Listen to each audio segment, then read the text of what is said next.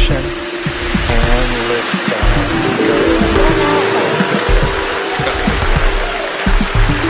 For three nations, a new chapter in space.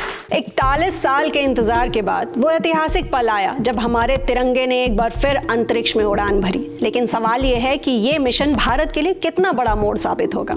इसका जवाब हमें मिलता है भारत के पूर्व इसरो चीफ एस सोमनाथ के शब्दों में, जिन्होंने भारत की अंतरिक्ष दृष्टि को एक नई ऊंचाई दी। तो सबसे पहले देते हैं आपको शुभांशु का परिचय और दिखलाते हैं मिशन की एक झलक। 25 जून 2025 की शाम भारतीय वायुसेना के ग्रुप कैप्टन शुभांशु शुक्ला ने अमेरिका के केनेडी स्पेस सेंटर से उड़ान भरी, एक्सियोम स्पेस के AX-4 मिशन के तहत। उनके साथ थी अमेरिका की पूर्व नासा अंतरिक्ष यात्री पेगी विट्सन, पोलैंड के पहले ISS यात्री स्लावोश उज़नान्स्की और हंगरी के तिबोर कपूर। लेकिन भारत की नजरें सिर्फ एक व्यक्ति पर थी, शुभांशु शुक्ला, जो 1984 में राकेश शर्मा के बाद अंतरिक्ष में जाने वाले दूसरे भारतीय बने।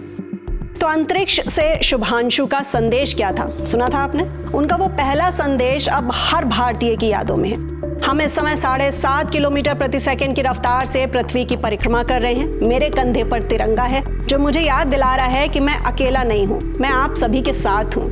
ये शब्द सिर्फ एक अंतरिक्ष यात्री के नहीं थे, ये 140 करोड़ भारतीयों की भावनाओं की आवाज थी। तो इस मिशन का मकसद क्या है? इस मिशन में शुभांशु 14 दिन तक इंटरनेशनल स्पेस स्टेशन पर रहेंगे, जहां वो 60 से ज्यादा वैज्ञानिक प्रयोग करेंगे, जैसे मूंग और मेथी जैसी भारतीय फसलों को अंतरिक्ष में उगाना, माइक्रोग्रेविटी में मानव शरीर पर असर का अध्ययन करना, कृत्रिम बुद्धिमत्ता यानी AI और सामग्री विज्ञान पर शोध करना, और सबसे खास अंतरिक्ष में योग का अभ्यास करना। वो अपने साथ भारतीय मिठाइयां और एक खास खिलौना भी लेकर गए हैं, जो जीरो ग्रेविटी में तैरता हुआ इस मिशन का प्रतीक बना है। अब सबसे अहम सवाल, इस मिशन से भारत को क्या मिलेगा? आइए सुनते हैं इसरो के पूर्व अध्यक्ष एस सोमनाथ की बात, जो इस मिशन के वैज्ञानिक, रणनीतिक और वैश्विक महत्व को सबसे बेहतर तरीके से समझाते हैं।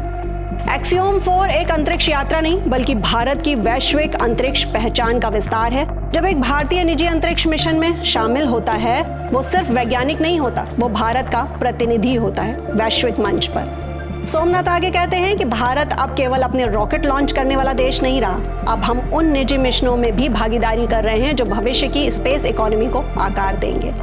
तो वैश्विक मंच पर भारत की भागीदारी, AX-4 मिशन अमेरिका की नासा और स्पेस एक्स के साथ मिलकर एक्सियोम स्पेस द्वारा आयोजित किया गया चौथा निजी मिशन है, जिसका मकसद है लो अर्थ ऑर्बिट में स्थायी वाणिज्यिक उपस्थिति को बनाना।